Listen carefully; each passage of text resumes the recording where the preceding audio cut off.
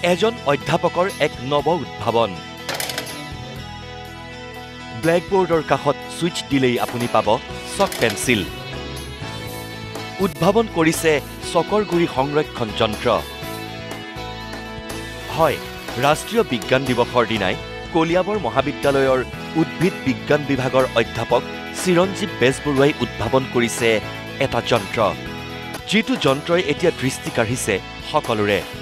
এই যন্ত্ৰটোৰ সহায়ত বিদ্যালয় মহাবিদ্যালয়ৰ শিক্ষাগুৰুৱে হাততে পাব ব্লেকবোৰ্ডত ব্যৱহাৰ কৰা চক পেন্সিল চাওক সুইচ দিলেই কেনেকৈ ওলাই আহে চক পেন্সিল মই ভাবিলো যে এনেকুৱা এটা যন্ত্ৰ আৱিষ্কাৰ কৰিব পাৰি যোনতে চক দিব বা ডাষ্টাৰটো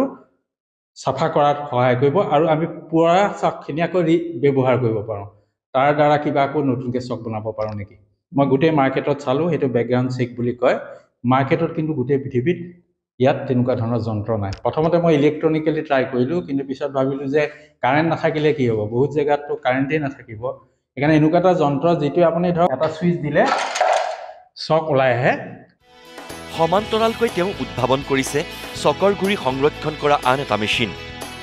বোৰ্ডখন ডাষ্টাৰেৰে মচি দিয়াৰ পিছত ডাষ্টাৰত লাগি থকা চকৰ গুৰি এই মেচিনৰ দ্বাৰা মজুত কৰি ৰাখিব পাৰি আৰু সেই চকৰ গুৰিৰে পুনৰ নিৰ্মাণ কৰিব পৰা হ'ব নতুন চক পেন্সিল যে ডাষ্টাৰটোৱে মোহাৰিব লাগিলে মোহৰতে কি হ'ব ইয়াত বহুত চক লাগি থাকে সেই চকখিনি আমি আকৌ ৰিকালেক্ট কৰিব পাৰোঁ এতিয়া মই এই সুইচটো দি দেখুৱাইছোঁ এই ডাষ্টাৰ এটা তাত আছে ভিতৰত